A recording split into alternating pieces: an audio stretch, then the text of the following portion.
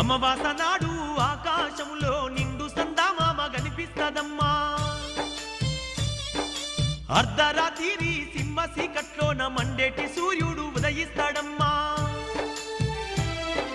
సర్వజాతులు సంకరమై శంకరులే సామ్రాటులైతారమ్మా మునుముందు జరిగే వింతల్లి గనవమ్మ నేను చెప్పేవన్నీ జరిగి తీరుతాయమ్మా వావి వరసలు మచ్చు కన్నా లేక మానవత్వమే చచ్చిపోతుందమ్మా పగలేమో అన్నా చెల్లెళ్ళు అనుకుంటూ రాత్రుళ్ళు రతులల్ల మునిగిపోతారమ్మా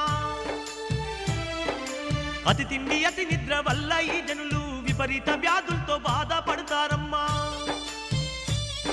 స్థిర నివాసము అన్నది లేక ప్రజలు రోజు సంచరిస్తుంటారమ్మా ఓ తల్లి అచ్చమ్మ నా